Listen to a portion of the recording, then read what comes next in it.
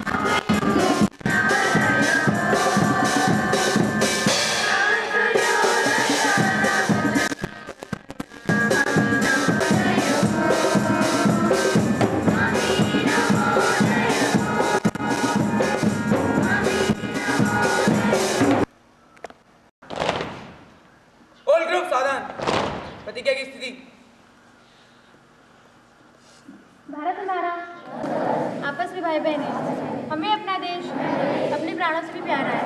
हमें इसकी संस्कृति और विविध समृद्धि पर गर्व है।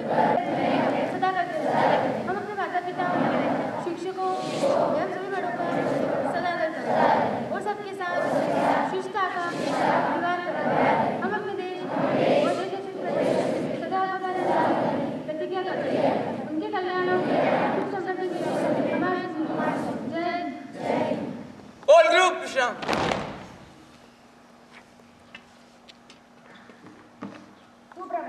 स्वामी विवेकानंद के स्वप्न देखो और उसी के सहारे जीवित रहो। पुनः एक बार, लक्ष्य को ही अपना जीवन कार्य समझो, हर समय उसका चिंतन करो, उसी का स्वप्न देखो और उसी के सहारे जीवित रहो। धन्यवाद। सेवा 7 अप्रैल से शुरू करने पर सहमति। अब हमें आपदाओं से पीड़ित लोगों के बारे में जानकारी देगा हेम सैटेलाइट। बीजेपी ने इस बस सेवा का पूर्ण रूप से विरोध किया है। बिहार और झारखंड में हो रहे विधानसभा चुनाव के छिटपुट घटनाओं के बीच मतदान संपन्न हुआ। अब समाचार विस्तार से। श्रीनगर और मुजफ्फराबाद के बीच बस सेवा 7 अप्रैल से शुरू करने पर सहमति मिली है। यह ऐतिहासिक फैसला दोनों देशों के विदेश मंत्रियों में हुई बैठक के पश्चात हुआ। प्रधानमंत्री डॉक्टर मनमोहन सिंह ने कहा कि यह दोनों देशों के बीच आर्थिक, सामाजिक और नैतिक सुधारना और शांति व अमन के लिए अच्छा और अहम कदम है। भारतीय अंतरिक्ष अनुसंधान संगठन इसरो ने सुनामी की त्रासदी के बाद आपदा प्रबंधन में आई कठिनाइयों के मद्देनजर एक ऐसा उपग्रह हेम सैटेलाइट विकसित किया है जिससे दुनिया में कहीं भी आए चक्रवात, भूकंप में फंसे लोगों के बारे में जानकारी मिल सकेगी। बिहार और झारखंड में हो रहे विधानसभा चुनाव में छिटपुट घटनाओं के बीच मतदान संपन्न हुआ।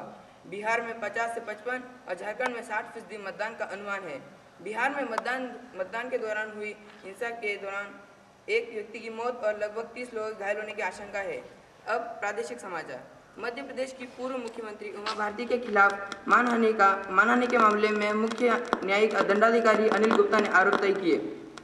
पूर्व कृषि मंत्री श्री महेंद्र सिंह जी कालूखेड़ा को थाईलैंड में जनसंख्या, शिक्षा और स्थायी विकास पर चर्चा के लिए आमंत्रित किया गया है। जवाहर नवोदय विद्यालय कालूखेड़ा के आकस्मिक निरीक्षण के दौरान श्रीमती दीप्ति गौड़ मुखर्जी जिलाधीश महोदया ने विद्यालय की व्यवस्थाओं को देखा तथा यहाँ पर लाइब्रेरी, कंप्यूटर कक्ष, प्रयोगशाला, अध्ययन कक्ष की व्यवस्था की सराहना की। इस दौरान जिला पंचायत के मुख्य कार्यपालन अधिकारी डॉक्टर पवन कुमार शर्मा, जावरा अनुविभागीय अधिकारी एम शैलेंद्रम, आदिवासी विभाग के सहायक आयुक्त डॉक्टर के श्रीवास्तव, लोक स्वास्थ्य यांत्रिकी कार्यपालन यंत्री आर.के. हिरोड़िया भी उपस्थित थे। आज दिनांक 18 फरवरी 2005 को जवाहर नवोदय विद्यालय कालूखेड़ा के कक्षा 11वीं के छात्र छात्राओं द्वारा कक्षा 10वीं और 12वीं के छात्र छात्राओं को शुभकामना एवं विदाई समारोह का आयोजन किया जाएगा। अब खेल समाचार। सर्वप्रथम टेनिस जगत से प्राप्त समाचारों में अर्जेंटीना के गुइल्lermo कोरिया ने हॉलैंड के रेमन स्टुलर को लगातार सेटों में 6-2, 6-4 से हराकर विश्व इंडोर टेनिस टूर्नामेंट के दूसरे दौर में प्रवेश कर लिया है। भारत और पाक अहमदाबाद विवाद को जल्दी सुलझाए आईसीसी। धन्यवाद। आज की प्रश्नोत्तरी के साथ मैं मनोज पांडे। मेरे सभी प्रश्न अलग अलग विषयों से संबंधित है। पहला प्रश्न अरावली सदन से। यह प्रश्न भौतिक विज्ञान से संबंधित है। प्रसिद्ध वैज्ञानिक सर आइजैक न्यूटन ने गुरुत्वाकर्षण के सिद्धांतों का प्रतिपादन अपनी किस पुस्तक में किया है? जी हाँ, आपका उत्तर सही है। सही उत्तर है प्रिंसिपिया मैथमेटिका। दूसरा प्रश्न नीलगिरी सदन से पूछा जाता है। यह प्रश्न रासायनिक विज्ञान से संबंधित है। प्रयोगशाला में कार्बन डाइऑक्साइड गैस का सर्वप्रथम निर्माण किस वैज्ञानिक ने किया? प्रश्न एक बार फिर, प्रयोगशाला में कार्बन डाइऑक्साइड गैस का निर्माण किस वैज्ञानिक ने किया? जी नहीं, आपका उत्तर गलत है। इसका सही उत्तर है वाल हेलमांट। तीसरा प्रश्न शिवालिक सदन से पूछा जाता है। यह प्रश्न जीव विज्ञान से संबंधित है। कोशिका का शक्ति ग्रंथ किसे कहते हैं? जी हाँ, आपका उत्तर सही है। सही उत्तर है माइटोकॉन्ड्रिया। चौथा प्रश्न। जी हाँ, आपका उत्तर सही है। सही उत्तर है मुंशी प्रेमचंद। पापिया नाम किस मध्यकालिक शासक ने दिया है? जी हाँ, आपका उत्तर सही है। सही उत्तर है शेर शाह सूरी। छठा प्रश्न कनिष्ठ बालिकाओं के लिए। यह प्रश्न खेलकूद से संबंधित है। टेनिस की 18 वर्षीय कौन सी भारतीय खिलाड़ी हाल में ही समाचार को सुर्खियों में रही? जी हाँ, आपको उत्तर सही है। सही उत्तर सानिया मिर्जा। सातवां प्रश्न होल्डिंग हाउस के लिए।